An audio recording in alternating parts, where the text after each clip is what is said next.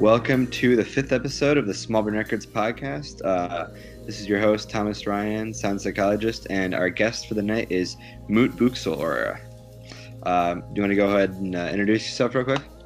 Yeah, so we'll get the whole name thing out of the way. It's spelled ridiculously, and it's pronounced even more ridiculously. It's Moot Booxlé. Oh, really? Yeah. Ah, so close. That's okay. There's always a 50-50 chance, you know? It's like Nestle Quick, you know? Oh, right. Tell people it's like you don't go for a Nestle Crunch Bar. Nestle. Right. What's the meaning behind the name? Okay, so that came about, 21 years ago now. Feels like a lifetime ago. So when I was a freshman in high school. Oh, nice. My friends and I that I hung out with just gave each other silly names, and that was the one they came up with for me, and it stuck, and people started calling me that. And so the internet, happened, and I built a website, and of course it was mootbooxlé.com, and off we went. And then the YouTube happened, and I was stuck with good after the, big YouTube stuff happened. Oh, yeah. So I guess do you want to go ahead and give a little backstory of how you got into music, and then we'll go on from there? Sure. Yeah, I'm gonna bore everybody with the, the baby pictures. No, I'm really gonna try to get to the point. So if you don't know anything about me, I guess I've been a musician all my life. I'm 35, and I've been on YouTube since the beginning of YouTube. Right. So 13 years or whatever. And that's hard to believe that much time has passed, but that's sort of my claim to fame, I guess. Any reason that anybody out there would know me, I guess, is just because of some viral videos. I have arguably the first viral synthesizer video. Oh, for sure.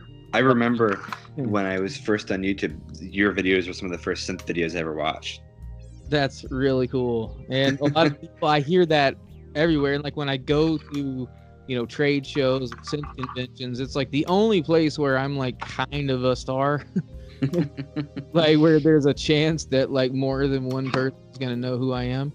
And that's a good feeling. But, it's just the synth thing is definitely a niche, it's a small sub community of the music industry as a whole, but I've been really connected to that ever since. It just sort of has grown exponentially, and it started to network with all these other synth people. And then I got into the whole Talkbox thing and got known for that because I'm a huge, when I was 14, my mom brought me this funk tape that she found at the store, and it had Roger Troutman's version of "Heard It Through the Grapevine" on it, and Bootsy's Rubber Band, and just all this good Gap Band and all this stuff. But that Roger track with the Talkbox, I was mesmerized. I had to know how he was doing that.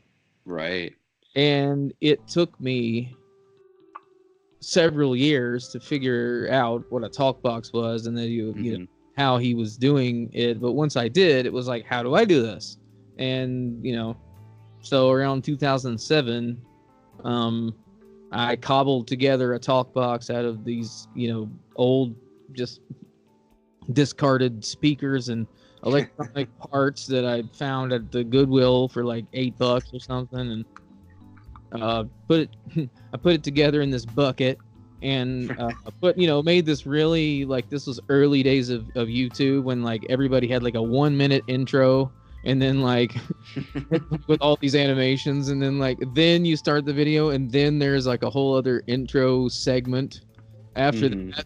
And anyway, somehow that video, building my ghetto Talkbox, my little poor man's Talkbox, that sort of just went, viral, and it's this, all of a sudden this cottage industry sprang up. But I have to really give props to my friend. He's been known as Paranorm, Paracon. But that guy was the inspiration for that whole Talkbox thing. Like I saw his post on some underground hip hop website, and Oh, he nice. he did it like with a with a bucket and and I thought, well, that's cool. So it wasn't exactly my original idea. I just happened, take it and run with it, and somehow Right. the weird internet machine in all of its strange algorithms, took it and ran with it. And then so the Talkbox thing, I decided to make it a little more serious, and so I got really seriously into it for a while.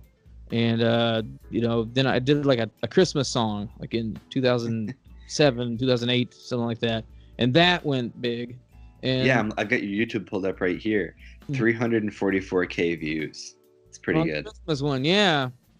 I mean, not bad. And, a lot of people tell me that it's become like a tradition in their family to like watch that on Christmas, and that's neat. Oh, that's awesome. Yeah, that's a cool feeling. Yeah, for sure. So I made a whole album of that finally, which is the 10th anniversary this year. So I'm probably going to try to do some kind of big Sweet re-release, or I'm actually going to try to add a bunch of new tunes and do a big kind of revamp of the whole thing. Oh, that'll be awesome. So I guess what got you into synthesizers? Because looking through, I mean, I've watched a lot of synth reviews like Jexus and a bunch of these other guys, but like you've been doing it for so long now. Like, what started the whole synthesizer thing? You would think I would be a lot further along as long as I've been doing it, but I had some various health challenges over the years that sort of took me out of the game for long periods of time. And it's one of those things with the internet machine, as you well know, like it's a momentum. And it's like you have to keep feeding logs into that steam engine kind of thing. Right. Otherwise, like, you lose the momentum really quickly. The fickle world of social media. Oh, yeah.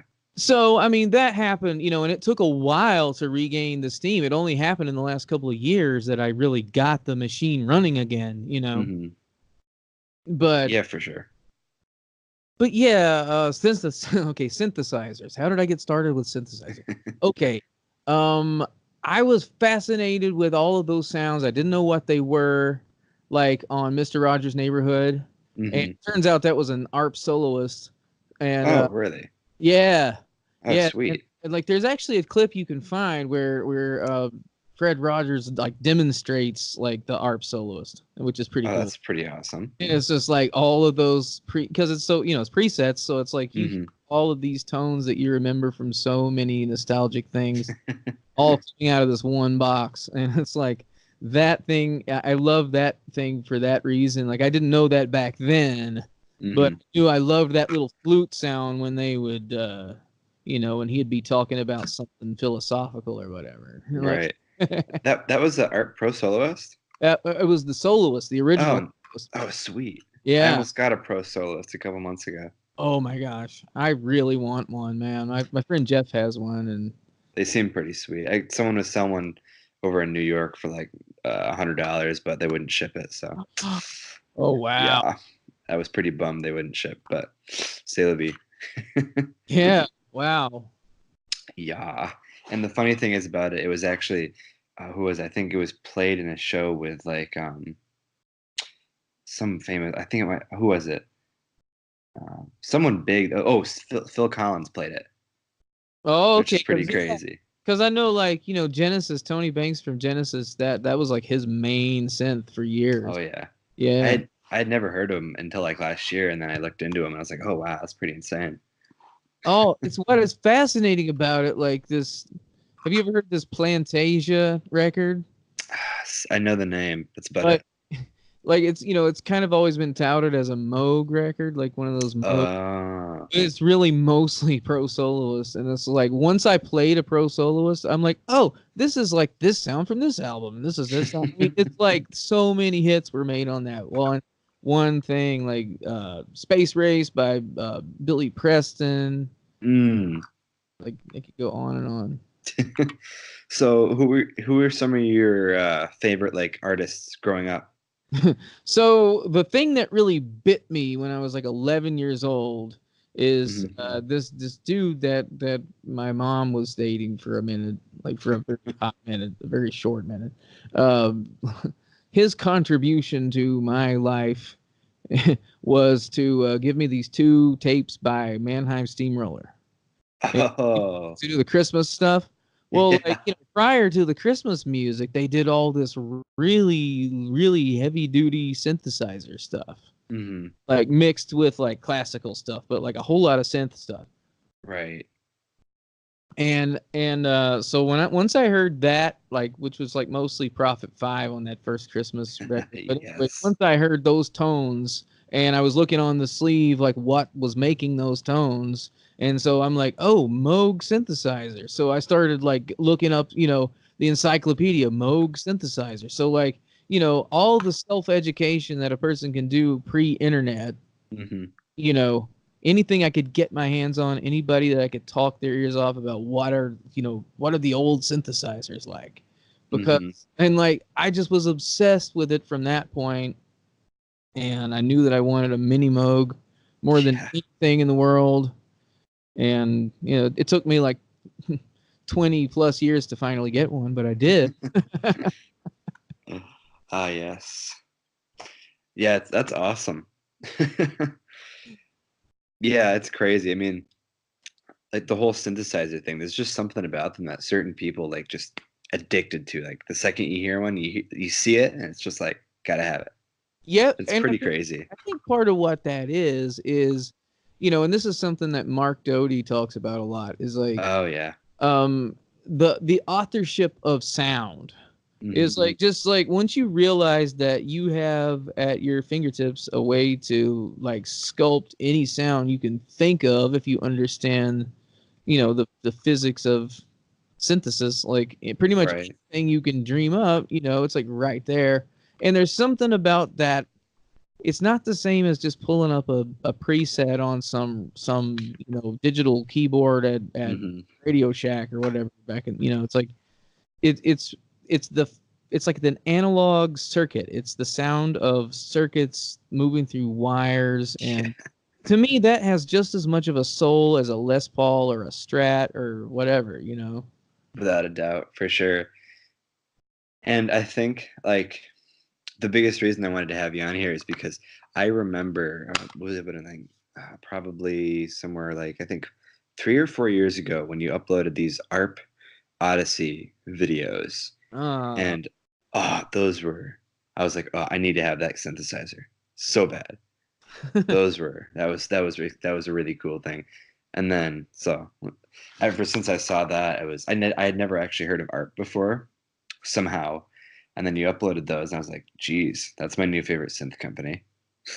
Yeah, dude, that my sentiments exactly. Like, as soon, like, I always wanted an Odyssey, and like they kept slipping through my fingers over the years. Like, just I was always too broke. And Yep. so when this Korg, reissue thing happened, I was like on board from day one. I ordered it like as soon as they were available. I'm like, Ah, I'm going yes. to, beg, borrow, and steal to get this thing, and I'm so glad I did, dude. 1,000+ gigs later, my Korg Ooh, Odyssey still stays in tune every night. that's awesome. Yep, That's that's so sweet. roadworthy like no other. Yeah, S- yeah, go ahead. um, and yeah, about that pre-order thing. So you got a chance to play the MS-101 then? Oh, now see, this is a good segue into the whole Behringer thing, right? Hmm. So, I mean, basically how the Behringer thing came about was like, so when Korg announced their Odyssey thing, I did all the things I could. I didn't have any clout in 2014 or whatever. Not enough, with the right people to Right. be able to get a demo unit or be able to do a review or anything like that. Even though I wanted to, I couldn't Right. get hold of the right channels, and so it just sort of slipped through. And even though like they ended up sharing a lot of the videos I did, I gave them Hmm. free advertising, and they basically gave me no time of day. So when I found out Behringer was doing an Odyssey, and I saw a picture of it from one of those Music Messa or something, I'm Right. like, okay, this is it. I'm pulling out all the stops. I don't care what I've got to do. I am going to be the guy to demo this thing. Yes. And it was like the universe aligned with me at that moment. And within a month, the thing was sitting right here in my studio. That's amazing. That's It's insane how like what they've done like to the synthesizer market. It's insane. It's seismic, and I mean, there's pros and cons to it for sure. And like, I have a lot of friends that are in the manufacturing side of, the synth thing, and yeah, there's pros and cons. I mean, it's like the small guys are like, well, what about us? We can't possibly compete with these $300 mini Moog, Mm-hmm. but it's a different market altogether. And what Behringer's doing is they're putting these things in the hands of people that couldn't otherwise, people like me who couldn't otherwise afford For sure. a Pro One or a whatever. And yeah, it's insane because I've always wanted the Model D, and then my friend Kyle with Constructure, he makes like synthesizer stuff. He got the Model D. It was his first ever synthesizer. I was very on the fence with the whole thing. I was like, it better be perfect for that price point. And I tried it out, and I've played a real Model D extensively down at this shop in Chicago, and it was that's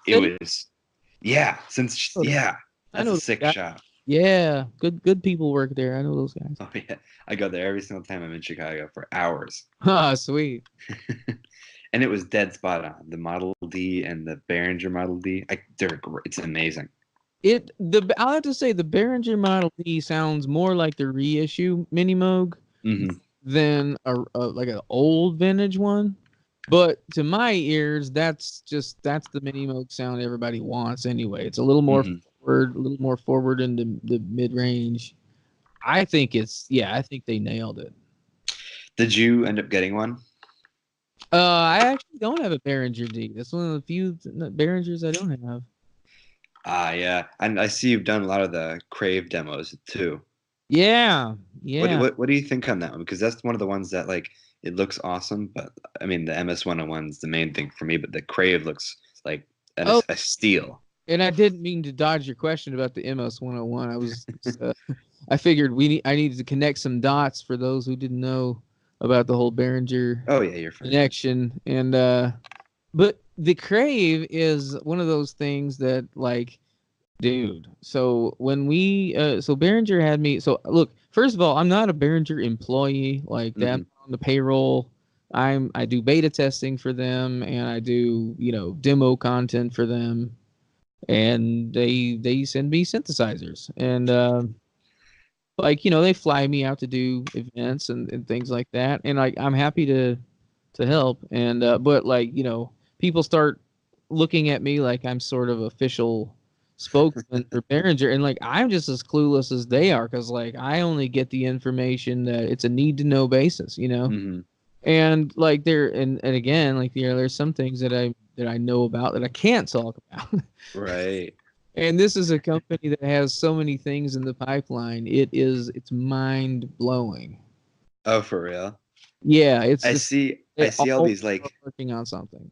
I see all these leaked images. It's like every other week. It's like, Behringer's releasing this synth. It's crazy. There's like no breaks. And I thought it was a hoax at first until I saw them with my own eyes. I thought the MS-101 would never come to fruition because like I've been. Everyone who's into music, whether it's something they've always got that one piece of gear, they're like, it's just I gotta have it at some point. To me, it was the SH-101 just for many reasons, but I saw the picture, and then I was like, oh, that's never gonna happen. It's just some teaser thing, whatever. And then they did a demo. You did a demo of it, and I was just like, holy crap, it's real. So yeah, and it's crazy. And that event out there was the first time I had seen one. Oh, getting back to the Crave. I promise I'm going to circle back to the MS-101. No, you're good. But so the Crave thing, so like when we were showing, like we kind of kept that as our little like last trick up our sleeve thing at the show for the NAMM event. And like so we basically we were just bringing in like the big retailers just to show them what the product line was going to be. Right.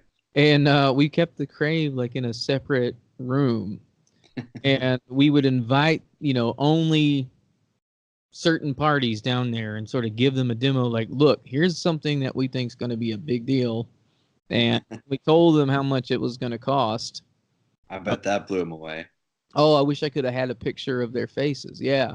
Just a big, huge smile. So this thing it's an oscillator out of a Prophet 5 and the filter out of a Model D with the sequencer that's kind of like a Mother 32, like a Mother 32. So all of that welded together with fully patchable for $200. Like it's nuts. I can't even imagine. Like, it's like the best of all these keyboards. It's crazy. Yeah, and it really, I mean, that oscillator is so punchy and fat and big. And actually, I have one right here. Oh, really? Yeah, check this out. Oh, geez.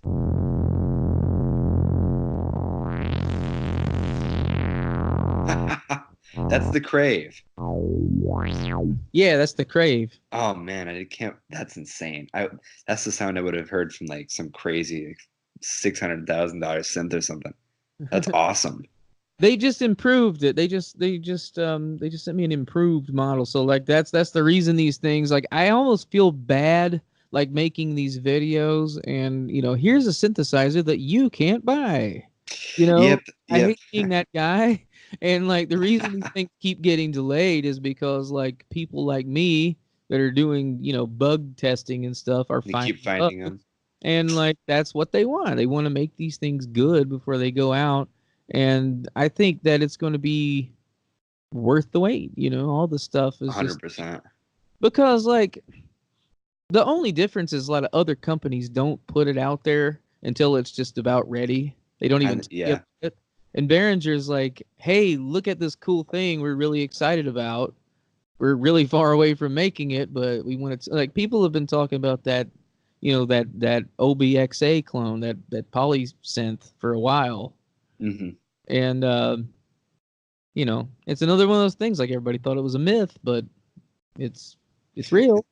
So the MS-101, that's a thing. Like I never even wanted one of those. Like, I mean, I like the SH-101. It just was like, to me, it wasn't like, I understand how certain people connect with it. And like, I just never personally connected with it because I never had access to one, or that just wasn't my thing, whatever. Right. Just that, whatever. Everybody's got their taste. I really want one now. Well, I mean, they turned it, from the looks of it, it's an entirely different synthesizer. It's metal, it's heavy, it's just better, Oh man. Yeah, like I mean, they really improved everything that could be improved on it, and added a lot of the, like, there was the Nova mods you could get. That's awesome. Yeah, that's how you can get those, like, Wagon Christ. Oh yeah. Right. If you like that kind of stuff. I mean, the biggest thing to me was like, how the heck is this legal? Like. Oh, well, that remains to be seen, because Roland is seeming to be doing some copywriting. Yeah. I mean, maybe too little, too late. I don't know, but I mean, I don't have a dog in that fight at all. So I'm just happy to demonstrate good gear. I think though that in the long run, it really will help Roland and Korg more though, because like, if someone's copying you, then you've done something really good. They say imitation is the best form of flattery, right? Without a doubt, yeah. Well, yeah, and not only that, I think it shows that the market can bear like those kinds of products again. Like, hey, people will buy, and Korg's proven that themselves though. Like, people will buy analog synthesizers as long as they're not an arm and a leg. Mm-hmm. And I think that's what's up with Moog. Like, I love their synthesizers. Like, I was able to get a MG1 for like 250 once, and it was one of my favorite synthesizers. So clean, but I mean, when they released that poly synth, and that price just honestly just made me laugh. Oh man, and see, that's another one. Like, I had, I knew about it for quite a while, but I couldn't talk about it, and like, yeah, when I heard about the price point, I'm like, yeah, they got to be out of their minds. I mean, I mean, the name Moog is enough to be able to charge that, but like, come on. It is, and I mean, to hear a lot of people who own them, talk like they say it's worth all the money. I don't know if it is or not. I really don't feel like, the thing is, I don't feel like they actually do mark up things that much. Um, it's just like that's the cost of having this, I mean, I'm American sure, R&D and labor force, and it's and I'm much. sure it's an amazing synthesizer. Like, I have no doubt that it's worth all those thousands of dollars because I'm sure, but like, it's just something that like maybe only Stevie Wonder's studio would have. That's the thing, isn't it? Is like that's always been the irony of the whole synthesizer thing, as like even more so than a lot of other instruments, unless you're like a Hmm. classical violinist or something, or Right. like it's one of those instruments that's like, I think it's been all these years kind of relegated to a specialty thing because most people can't afford that stuff. Hmm. That's the bottom line. Most people Well, just can't afford that stuff. and I think that the part of it is that really the farther it goes on, they are going to become the same class as like a really high like violin because I mean they Yeah. have so much Like to them now. CS80s are like, like a CS80 will cost you 20 grand now. Yeah, and I think part of that is I mean like originally electronic music was like that. It was like punk music, but now it's becoming like with Aphex Twin and stuff, the whole electronic genre, it's evolved into such a it's like a pretentious community of like in not a bad way, but like very, very audiophile and very, you know what I mean? There's a real certain, well, don't you find that just about any sort of genre like that starts to cultivate this kind of like, oh, Elitists. what elitism? Yeah, like a snobbery, And like that's like yeah. like I grew up around a lot of jazz like snobs, like like because I was real into jazz, and so when you hang out with jazz people, like you will inevitably run across jazz snobs, Yeah, and for sure. like they don't want to hear anything other than Charlie Parker or John Coltrane or Miles Davis, or only certain Miles Davis though. None of the Oh electric yeah. stuff. And I think that like and then if you look at that, like there is certain things like a trumpet and stuff, they'll be held at the same kind of standards as like really expensive classical violins and stuff. And I Yeah, think that's where electronic music and synthesizers in general are going to head to, and they've like, already you're kind of right. are. You're right, man. It has a legacy that now that years have passed, electronic music has got enough. There's enough water going into that bridge that it has a legacy not unlike that of rock and roll. Hmm. Like we got the Rock and Roll Hall of Fame, and like this big, it's this, especially in the United States, it's this big, you know, quasi religion or something. But Yeah, and electronic music has grown far enough that it has that same sort of mythos, I think. hmm and my favorite thing is like, I mean, I love Aphex Twin and like Richard Devine and all those super intense, but I also just as equally love people like George Duke and Billy Cobb and all that style stuff because it's Yeah. just the right bridge between like it's the connection between Aphex Twin and like Charlie Parker and stuff. It's those two kind of it's a mixture of the two very different scenes, but they have a similarity because of the synthesizers. I think that's a very good observation. How old are you? 18. Oh, wow. Okay. Well, that is a very astute observation then. No, like you're that changes everything, man. You're really you really know what's up. That's just by listening to a lot of music. Yeah, that was I was the same way, like just sponges for ears, just like soaking in everything. Yeah, and I mean, I guess part of that is I never really saw the point in like sticking my nose up at certain genres. You know? That's good. I think that being open-minded is key. Yeah, here's the thing, okay? So think about like all of the kids who grow up listening to like Jimi Hendrix and Led Zeppelin and Rolling Stones or whatever, the classic rock guys. Hmm. And the kids who grew up listening to that were your, rockers in the 80s and 90s. Right. And like, so the kids who grew up listening to your like grunge rockers are now, so like what I'm saying is like it's several generations that have passed, and rock is feeding on rock and roll. So now you've got a few generations who were fed a steady diet of a already distilled genre of music.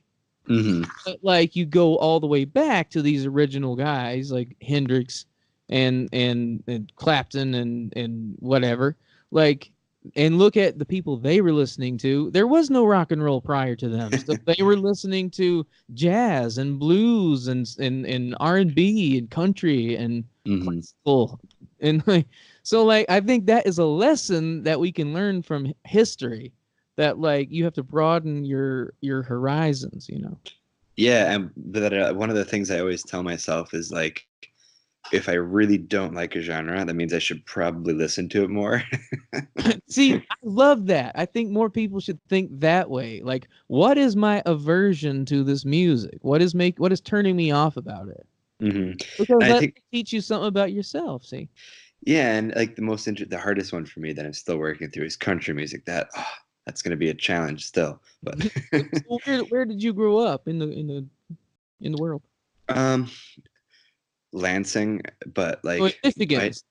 Michigan, yeah. My dad and stuff we've always been, my dad was huge in the Detroit underground scene of electronic music, and Wow, dude. friends with like the owner of Detroit Underground and all that. So I grew up with hardcore electronic music, but he also listens to like the Beatles, and he has one of the best tastes of music out of anyone I've ever met. But so I think that was a big influence. That's fantastic that you had that exposure coming up. But I think like I don't know.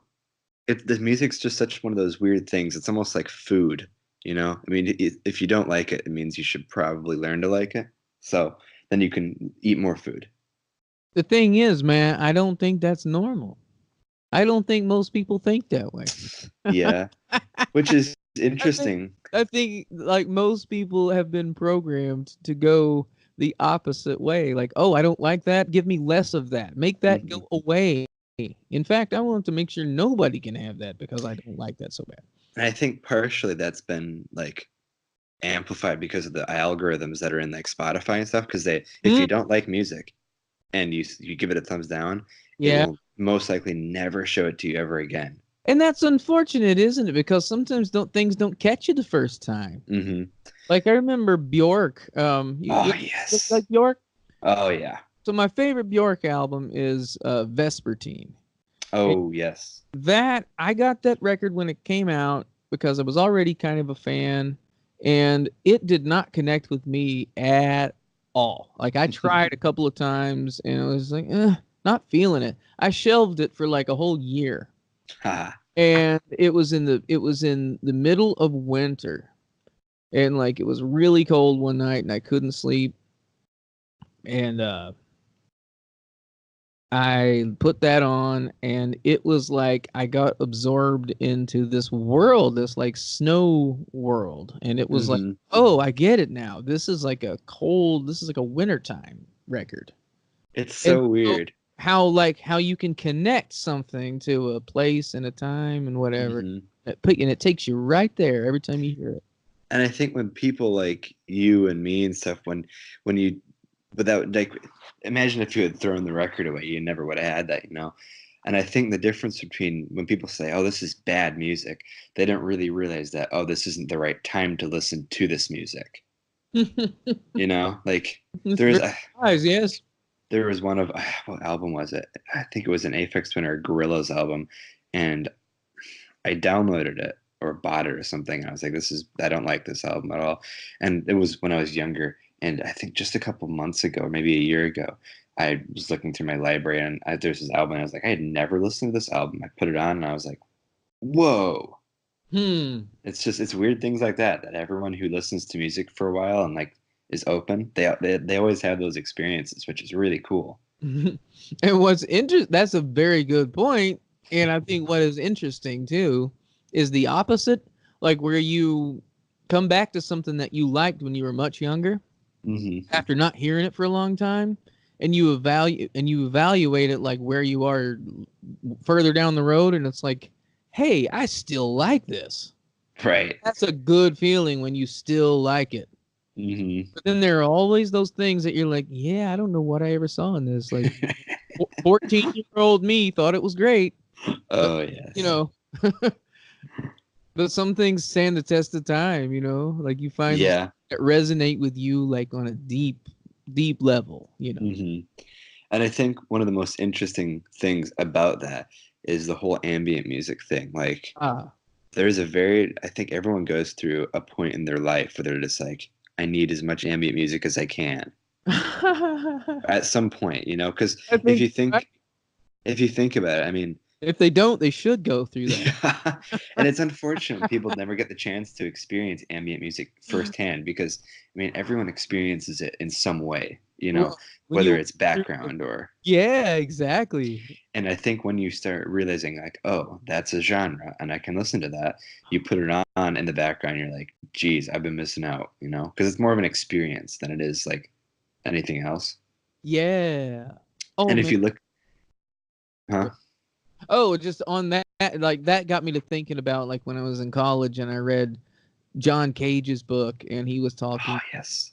you know, like this book Silence, and he's talking about listening to the silence, and like Hmm. there is no silence. Like that's, you know, that was the whole impetus, of course, of 433 was like it's not 4 minutes and 33 seconds of nothing. It's hey, here's an exercise to make you all, to force you finally to sit and listen for a chance, for just for once, just I listen for I a chance. love John Cage. Like, I think it was maybe just about last year. I had never read that book, but I'm going to now. Um, I should every read now, talking about revisiting things. Yeah. he's just everything he's done. Like, my dad introduced me to a lot of his stuff. Was that no? That was John Adams who did Shaker Loops. But like a lot of John Cage's stuff has instantly influenced my music. It's just like thought provoking, and the stuff he does is absolutely amazing.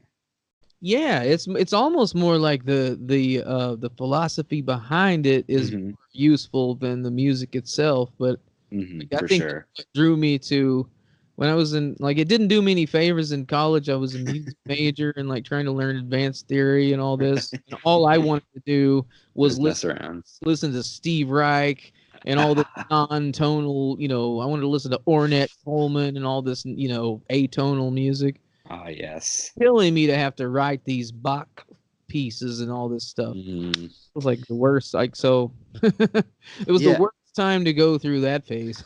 And on that, I mean, from my perspective, I've never once, and purposely, I've stayed as far away from music theory as possible for as many reasons as they can think of.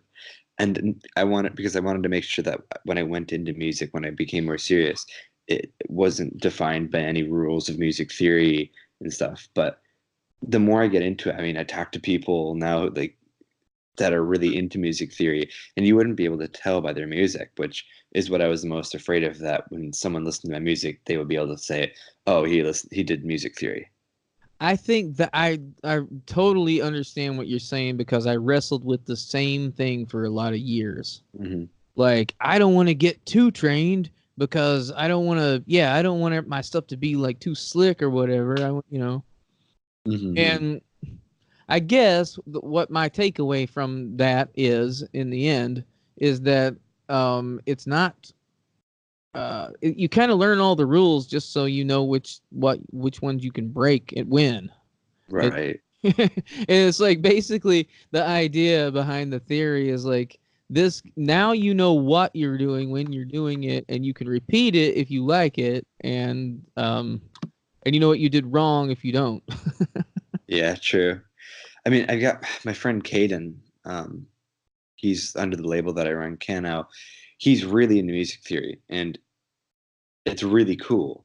But I don't know. There's just something I'm kind of, I guess, afraid of I with music understand. I theory. was too, like, because of that whole, like, well, you don't want it to become a head thing and not a heart thing, you know? Yeah, and part of the reason I think was because I don't understand what I'm doing a lot of the time. Like I've been playing piano for I think 15 years now, and I Wow. know like the notes, but um I don't know why they sound good, and I like that.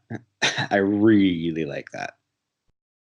You know what I I mean? chased that's what yeah, I guess is what I'm trying to articulate. I chased that for a long time because there is something really special about that whole beginner's mind thing. Hmm. Where you're not, where you're not even cognizant of, oh, that's a C major 7, like Right, you're just like, why does this chord sound good? I don't know, but it does, and like, and when something's off because your ear, right. and yeah, like I was very reluctant to learn all the theory stuff, but slowly but surely, I still can't like sight read worth of crap. Hmm.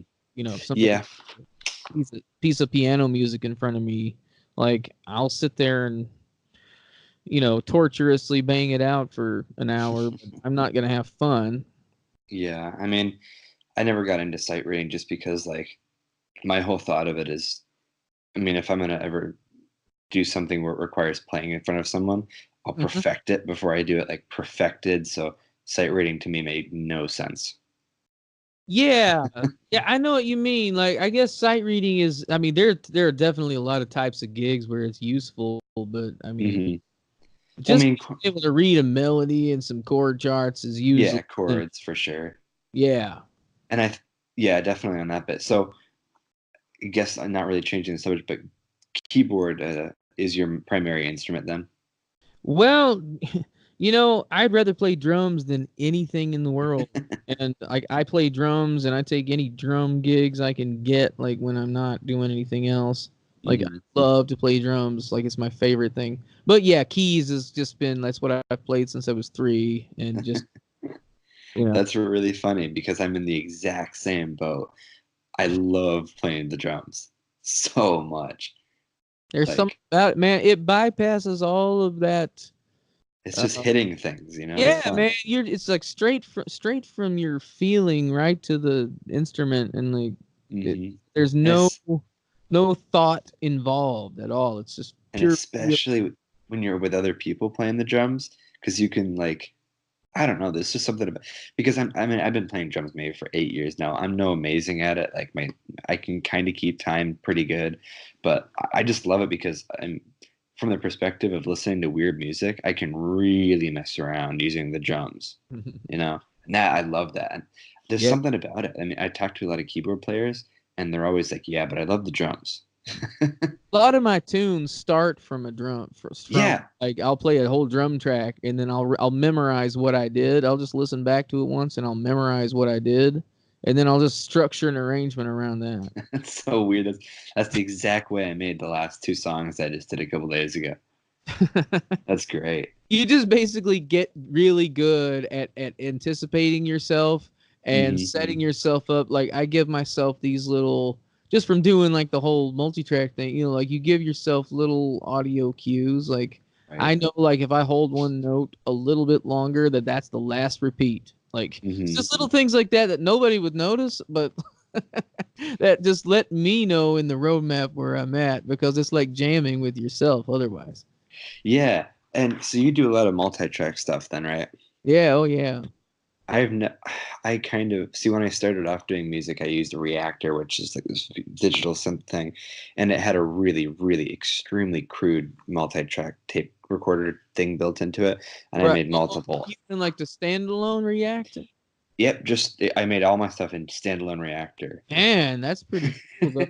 Like, there's some cool stuff you can do with those synths and reactors. Heck yeah. I think that was when I was 13, and that was like, oh, such a convoluted process. But I miss it though. Like I could, multi-track recording, I had never felt as creative as I did then. Like when I'm sitting down with Ableton and I'm writing everything out, I'm just like, oh, I missed the multi-tracking. I'll tell you what, man, I recommend getting a cheap 4-track cassette machine. Like Mm. that's been one of the most creative, like that's helped me so much as a creative tool. I've It, been trying to track one down now for a couple months. I can't find anything reasonably priced though. Dude, I can't believe that all of a sudden they're sought after, I know. cheap as chips and nobody wanted them. But Right. all my best stuff was done on, like, I mean, not my best stuff, but the stuff that people like seem to keep buying is the stuff that I set 4-track. Yeah, the thing that I'm most fascinated is I really want a 8-track reel-to-reel. Just because, I mean, cassettes are cool, Yeah. but like they spin too fast. A reel-to-reel is nice and slow, and it's big, and it's a big intimidating machine, you know? I like that. That's sick. It's expensive to maintain, but there's nothing. Yeah. You really owe it to yourself if you enjoy that to get some. Like, I've got a Tascam 4-track reel-to-reel, Oh, sweet. and there's just like, I got that thing when I was like 17, and it was like learning to do recording on that thing felt like I was, it felt like it was back in the day, and like this would be a home setup from Right. Many years before. And like it's like, this is how they did it. Like, if you want backwards, you would take the reels off, reverse them, put them back on, and then make sure you arm the opposite track. Otherwise, you'll erase. Like, if you're on track 4, you want to make sure to arm track 1. Otherwise, you're going to erase them. I've never used a reel-to-reel. It's going to be an expensive mess up, let me tell you. Yeah, it's tape is expensive, but Yeah. and it's you definitely owe it to yourself one of these days to get one. It's really, there's no experience like it. Yeah, there's just something about like analog stuff. It's not just the price, but like I've been listening. My favorite album of yours that I've been hardcore listening to. Let me pull it up here. I was just listening to it right before we called. It was, well, one of them is Loose Beginnings and Ends from Moot Booxlé. Wait, what is it again? Yeah, it's Moot Booxlé, yeah. Cool. Yeah, Loose Beginnings and Ends from Moot Booxlé Jams. That one is amazing. And then the entirety of Dirt. Like those are great. Oh, I appreciate that. Oh, so one thing is interesting about Moot Booxlé Jams All the Way Out. Like, that's my latest record, and I actually already have a sequel in the can. I just need to finish mixing it. But it's going to be Moot Booxlé Jams Further Out. Imagine that. Anyway, that was all done in one single Logic file. Like the whole record. That was my challenge. Like, I always set some sort of weird limitation or something just for creative purposes. And that's like what that'll be like my impetus for making an album is like, I want to see if I can do blah, blah, blah, and like put some silly limitation on myself. So this one was like, I'm going to do an entire album in one Logic file. That means I can't really reliably use click tracks or like I can't do any super elaborate mixing. Like, I've got to, like, there's certain compromises I had to do in order to have all these tunes mixed in the same, mix. Right. Yeah. Geez. Automated. That's intense. Yeah. Yeah. It was, I probably won't, I don't know. I might do it again. It was fun. It was different. It was a weird way of working. That's always the best though, like limitations, And I think from someone, I mean, I don't know, you might be able to agree with this, but like from someone who's played piano piano for me is like practically a second language. When I see a set of keyboard, I'm just like, oh, this is cool. So I guess part of that, I mean, it's cool, but it also, I've felt like it's pulled me back because of how easy it is to play a keyboard. I don't find some interesting limitations in it like I would have used to be using like Reactor or using my first synthesizer. There were these weird limitations that I would make these interesting sounds, but now I sit down and I'm like,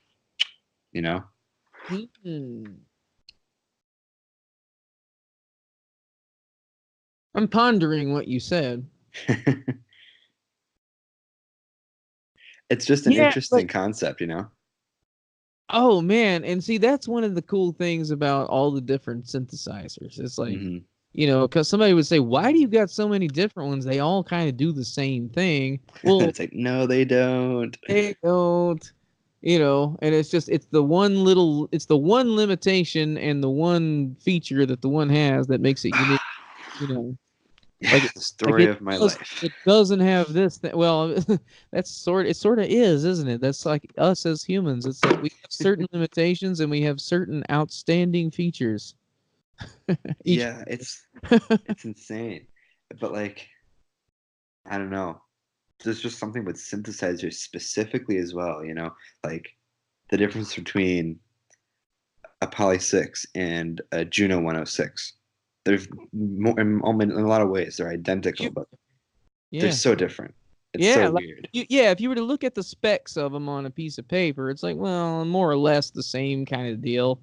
Hmm. 6 voices, analog filter, blah blah blah. Like, it's like comparing specs on computers or phones or something. It's like, Right. yeah, it's like, yeah, okay. I mean, on paper it seems like the same thing, but to your ears, it's a whole different ball game. Night and day different. It's so Yeah. weird.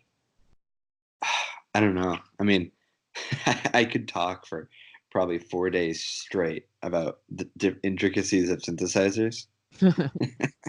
Oh, me too. I mean, it's definitely a passion for me. Yeah.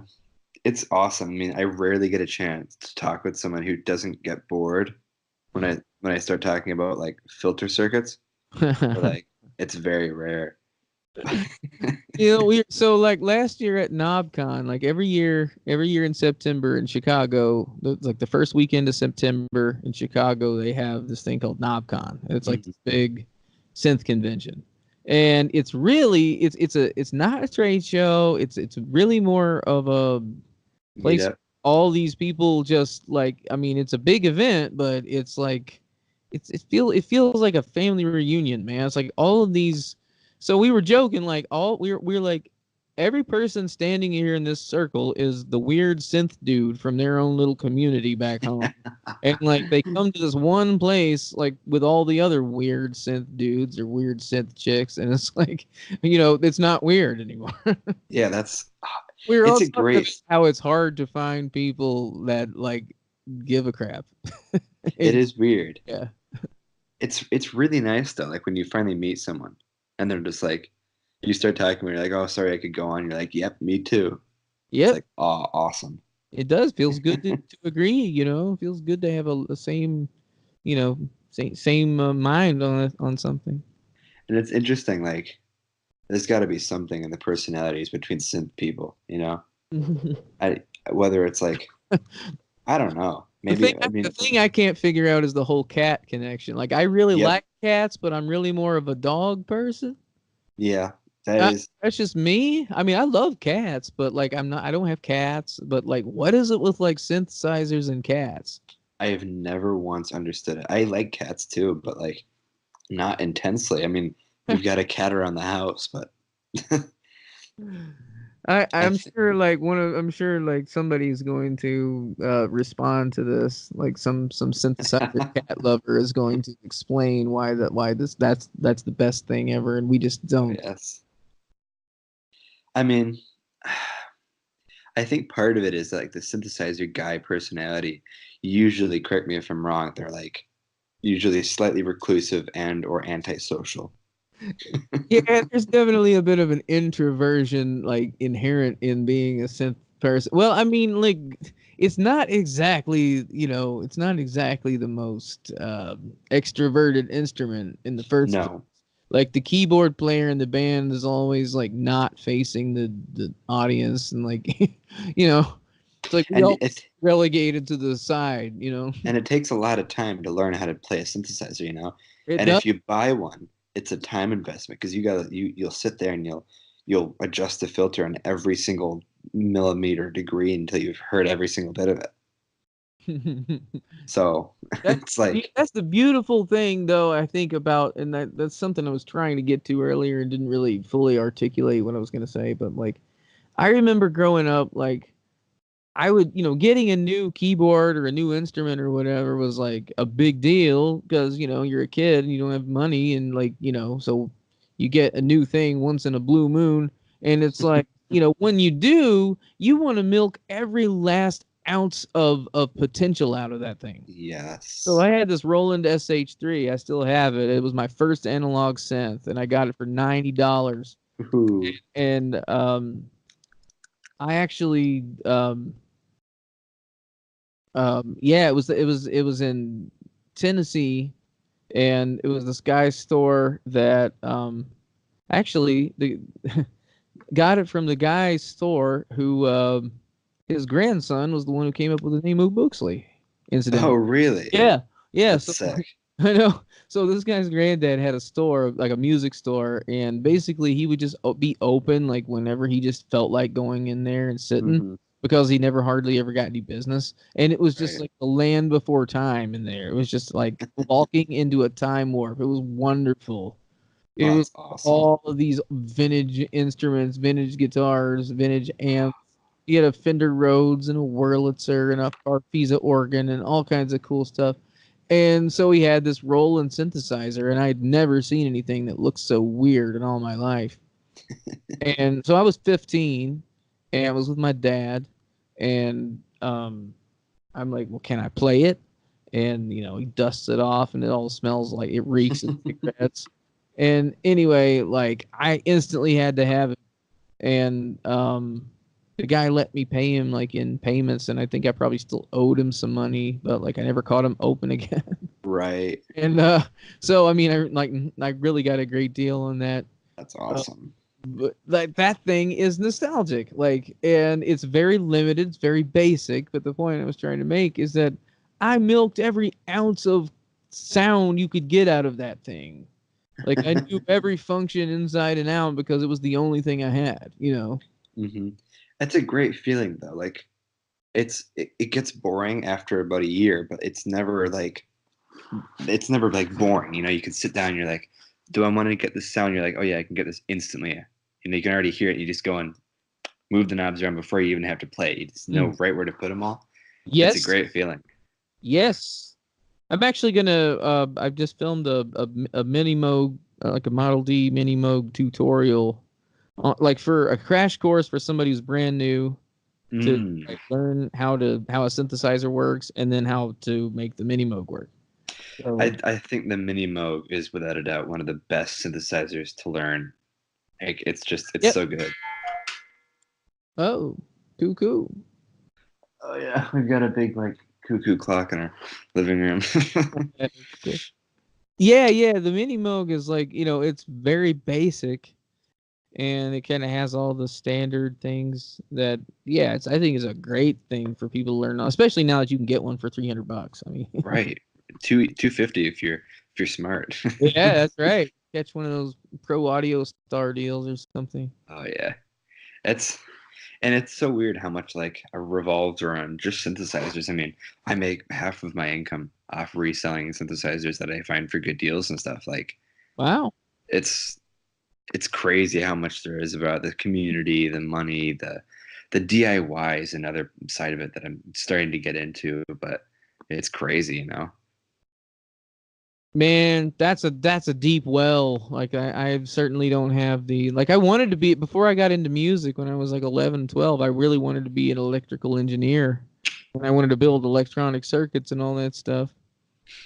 Because my dad's an electrician and like I used to get all of his electronics books and just like that was super fascinating to me. But once I realized there's a lot of math involved, I was like, Ah, yes. oh yeah, okay, so music, I can do that. That's the semi flip side of where I came from. I'm hardcore into math. Cool. Um, kind of.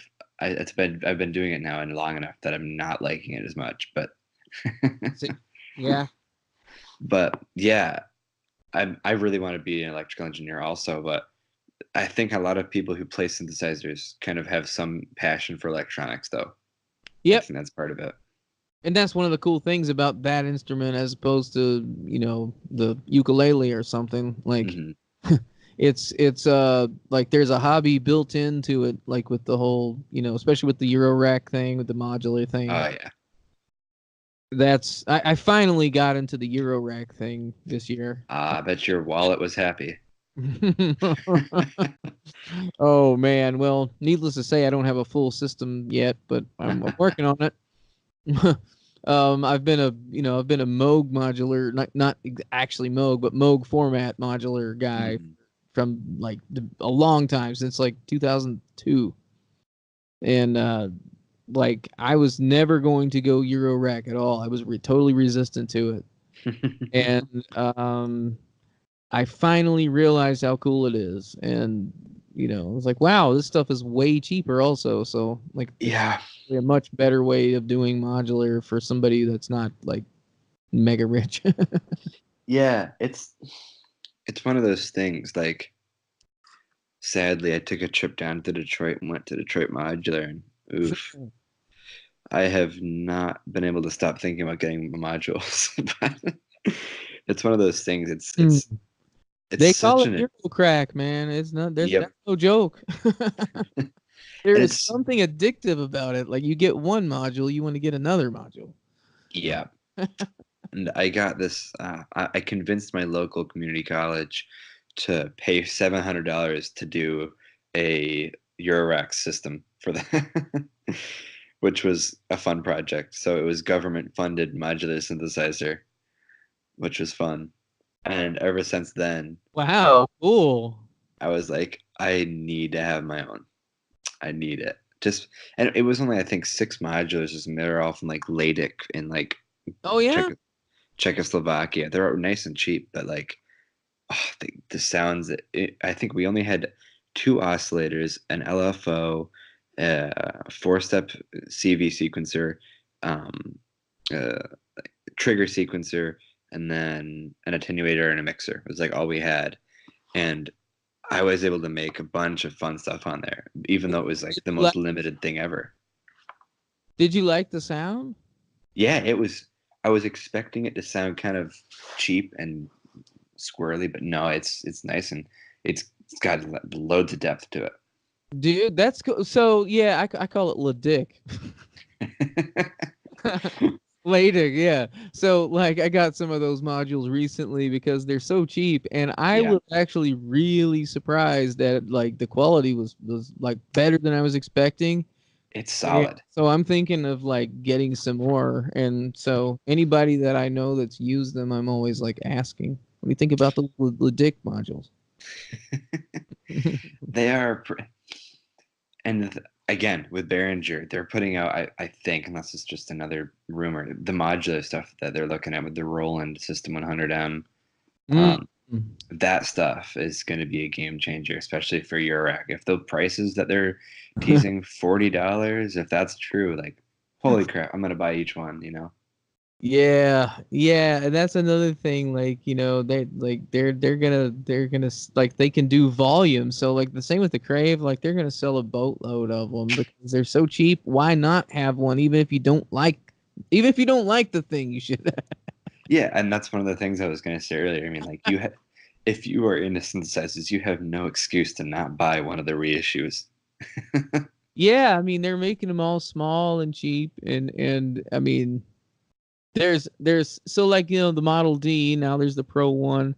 There's going to be several more like that, but I can't talk about what they are. But there's definitely going to be more of those, like boat style synthesizers. Oh, that's sweet. That'll be fun. Ah, there's Yeah, going to be. it's a good time to be into synths right now. Yes, it is.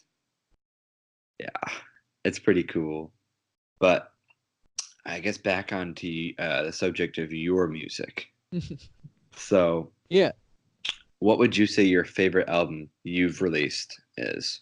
Oh, without a doubt, Step Inside My Mind. Mm. That's I consider that my magnum opus, even if it is a very personal thing that a few people I know have really connected with, but I mean it may not resonate with everybody. Mm-hmm.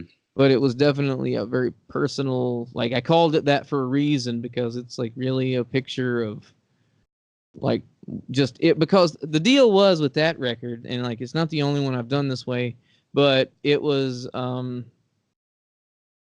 sort of me. I was actually really depressed at the time, and Mm-hmm. one of my therapy things was just to go in the studio and hit record and let the stream of consciousness flow and not think about what I'm doing and just kind of let my subconscious just kind of come through. Yes. I get that completely. Automatic writing pretty much, but like in a musical sense.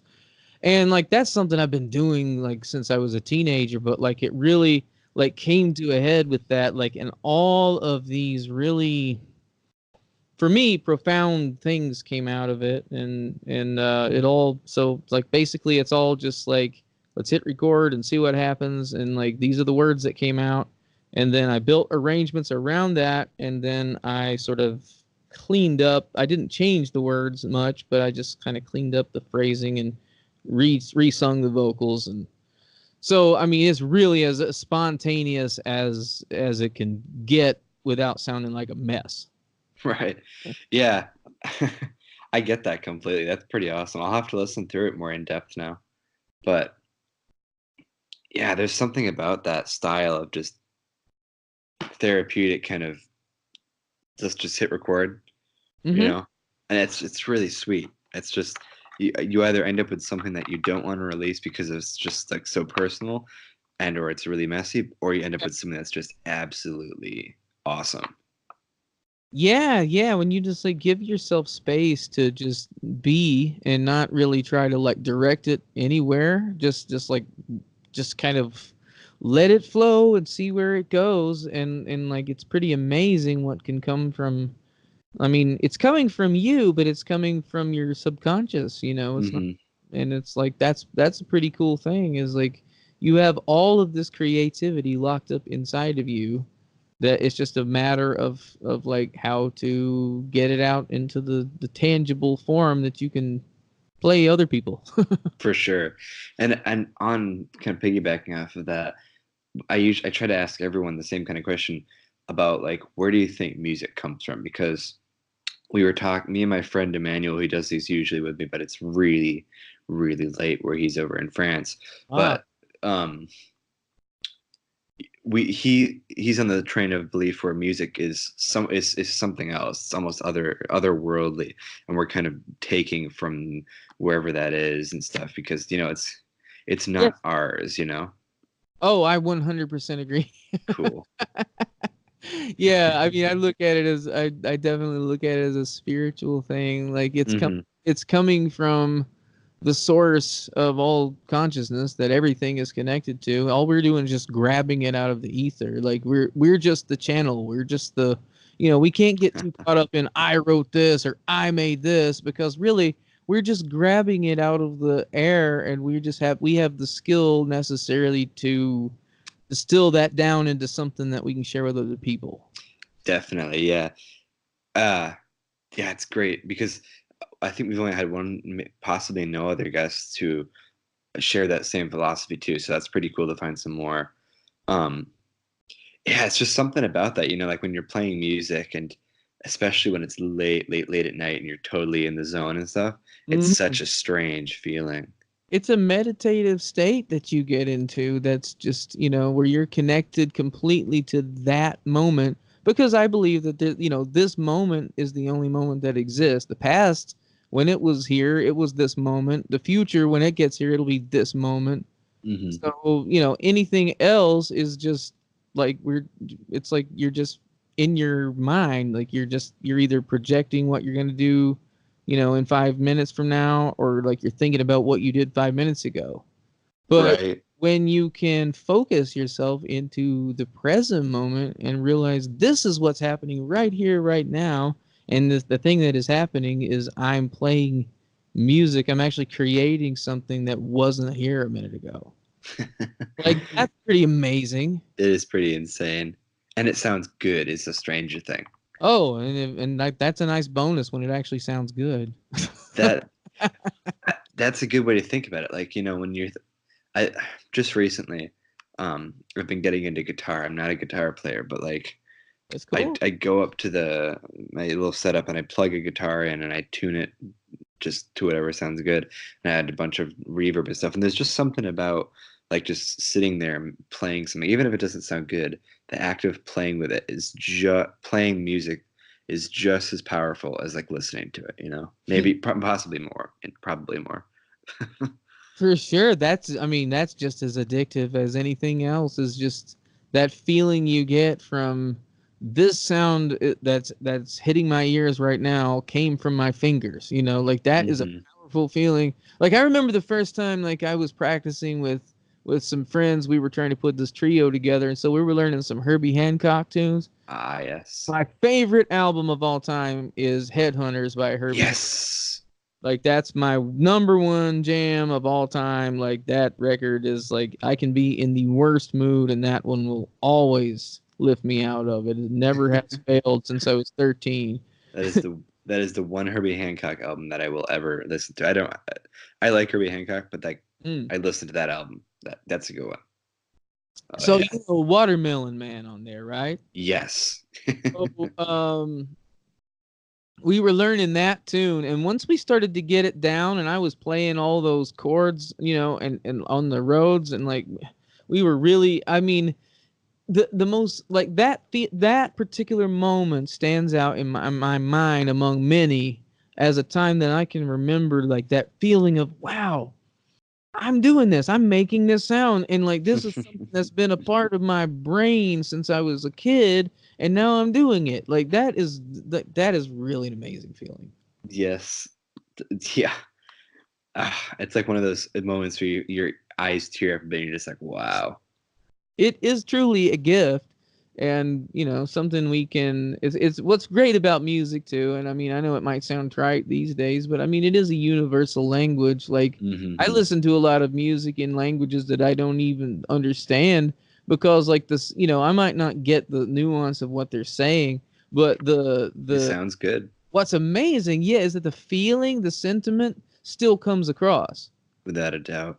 Like you still feel what they're telling you, even if you don't understand a word of it. And I think that's another interesting thing. Like, from my take on music, there's some people who are really into lyrics and like the meaning behind them and stuff, which I totally get. For some reason, I've never been too interested in it. Like, I mean, if it sounds nice, auditory, like if it just sounds nice to my ears, that's what's most important. Like, and I think people like Tom York and Radiohead, they do a really good job at making music sound amazing with vocals, but also having a lot of depth to the sound of, and I mean to the meaning of the lyrics too, you know? Well, funny that you mentioned Radiohead because I kind of like, I would probably credit them somewhat to my gaining an appreciation of lyrics because I didn't really have for a long time. And it was because I couldn't understand what in the world Tom York was saying most of the time. Yeah. That made me start really digging in more and like, why does this make me feel a certain way? And I don't know, it was just, that was one of those just sort of gateways of thought that led me into like wanting to write more lyrics. And even though I had done it prior to hearing Radiohead, I'm just saying like that opened it up for me. Like, what's this whole lyric thing all about? You know? For sure. And I'm in the same boat, actually. I mean, I can't sing for the life of me, but like when I started listening to radio, I guess I've always been listening to Radiohead, but the more I got into it, the more it made me, like you said, just like get into the lyrics of it, which is, and I think that's one of the more powerful things about Radiohead too, is like, if you don't know a part about them, whether it's into lyrics or whether you're not into drum beats or whether you're not into synthesizers, you'll hear these weird sounds that they do with them, and you're like, I gotta learn more about that. Oh yeah, boy, I remember very distinctly the first time I heard Radiohead. I was junior. I think it was a senior in high school. It was like, my friend Jonathan like had Kid A on his CD player, and he's like, dude, listen to this. And I listened to this, and I thought that was the most alien music I'd ever heard in my life. I'm like, dude, this is weird. What is this? He's like, it's Radiohead. I'm like, Radiohead? And like, I had heard of them. Of course, I mean, they were everywhere, you know, at that, like, prior to that, you know, Creep. OK Computer, and, you know, Creep was huge, and all that stuff. And like, that's all I knew. I didn't know that there was this whole arty side to them. And so like that, boy, as soon as I heard that, I had to go straight out and buy that record and on from then, man. Like, instant fan. I've got every Radiohead, everything. They are something else. It's crazy. Yeah, there's never, I mean, like, that's the closest thing our generation has seen to like a Pink Floyd or Beatles. anything on that level, in my opinion. Definitely. I mean, one of the things I said recently, I was talking to my girlfriend, and we were talking. I was like, a song came on by Radiohead. We skipped it, and I was like, I'm not skipping it because it's bad. It's just not the right time to listen to this song. That's also the thing about Radiohead, isn't it? They don't have any bad songs. It's just the wrong time to listen to the great song. Well, boy, yeah, you got to be in the right mood for certain things, otherwise it can, It just pisses you off. Yeah, yeah. I hated the pools, the reflecting pool one with Burn the Witch and stuff. Right when it came out, I was like, I hated this, and then now I can't stop listening to it. Oh man, that album came about at a good time for me because talk about when it hits your ears, like is it the right time or not? That's a deep subject. Somebody's gonna write a doctoral thesis on that if they haven't already. Like, right, definitely. when you listen to music makes a huge difference to whether or not it's gonna resonate with you or not. Mm-hmm. And like that album came about when I was kind of like I was in this sort of mild depression, and I had a bad toothache, and I was I ended up having an abscessed tooth and having to have it pulled. Ooh. And so like, I was in pain and stuff. So listen to that record, like it was it's certainly that mood of like it's this wistful, it's very depressive. But there's something about Radiohead that's like, if you were suicidal, right, and you listened to Radiohead, you would be depressed, but you would be better depressed. It's a strange thing. I think, this is something I was talking with my friend Matt about recently, because I was like, because he's not a fan, and he's like, I just never connected with any of their stuff. I get that people like them, I get that it's good, whatever. It just doesn't do anything for me. I said, you know what? I think I know what it is. I said, were you depressed growing up? He's like, no, not really. I'm like, well, that's it, man. Radiohead really resonates with depressed kids. Yeah. Like, and people who have felt alienated at any time in their life. I've never met a popular kid who's into Radiohead. That music is the anthem of the outcast.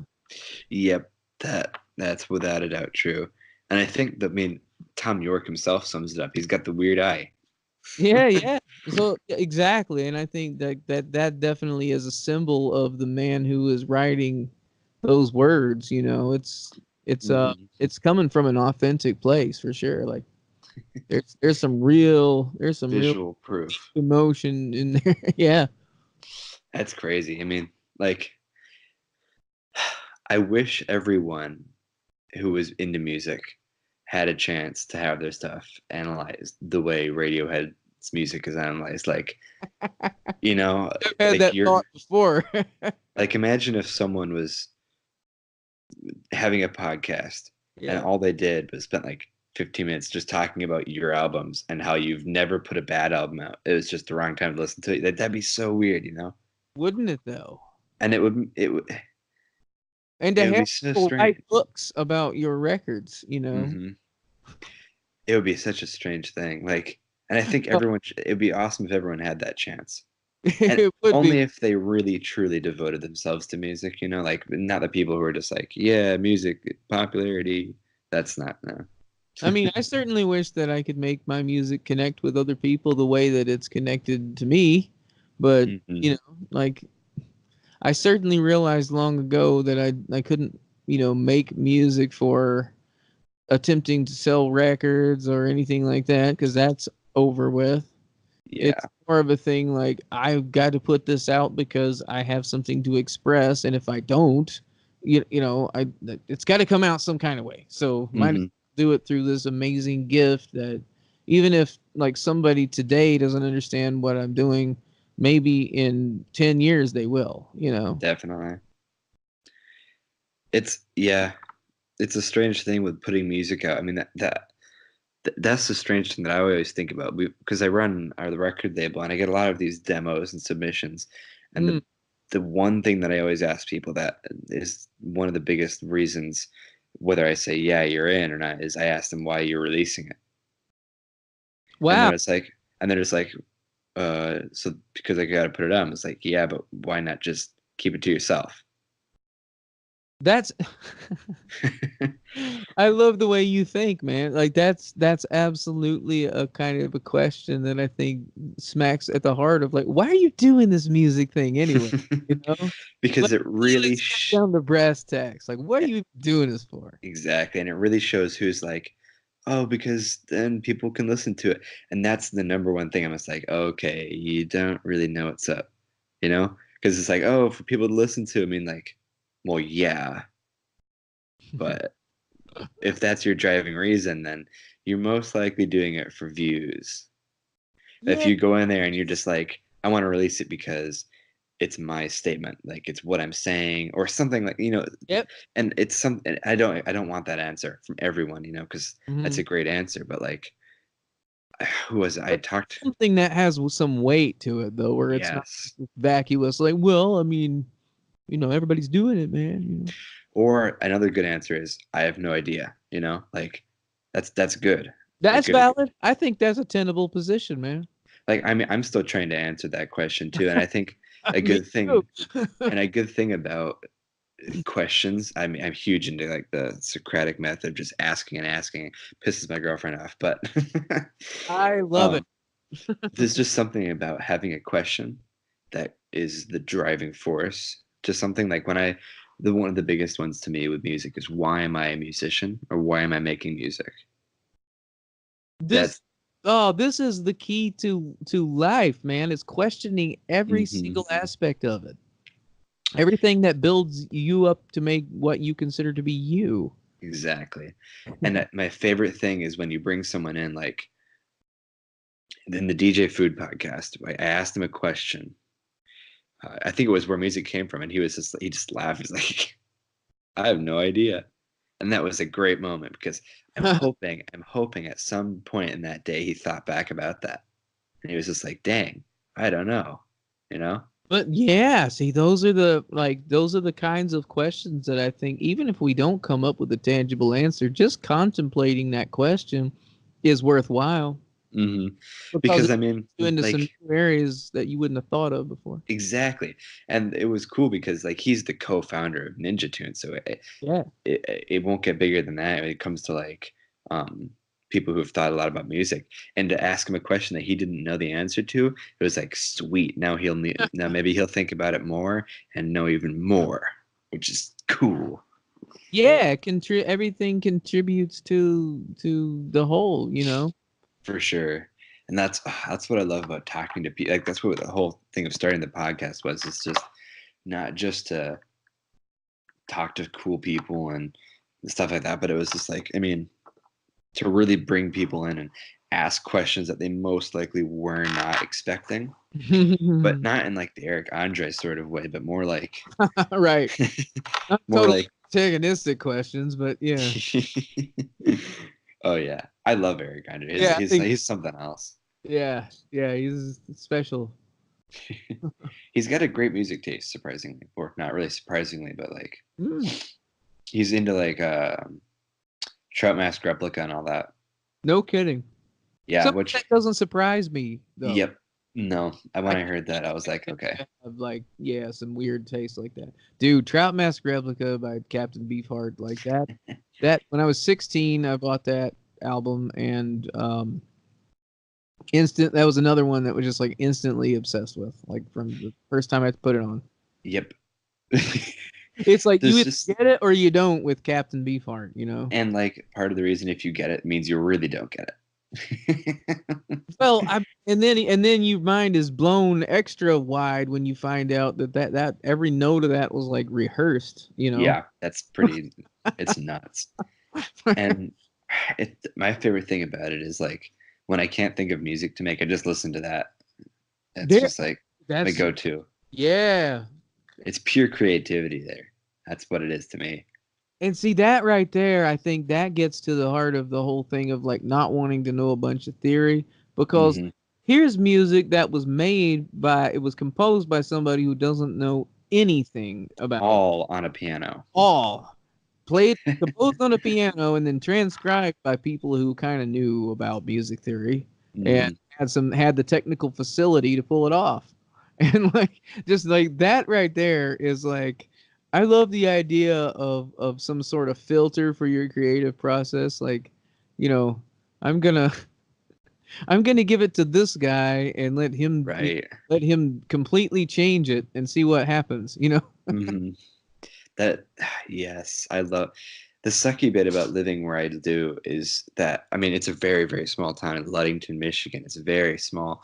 And there's like only one other person here who's really into electronic music I know at how it all. feels totally, man. So It's it's like, small town. I love collaborating. I love talking to people and trying to work stuff out. But trying to work on electronic music Yeah. over the phone and stuff is impossible. Dude, have you ever gotten into um I know this is outside the scope of what we're really talking about, but well, never mind. I'll tell you about something like later. Sounds good. But like just different creative outlets that you might be interested in. Hmm. But it's outside the scope of this.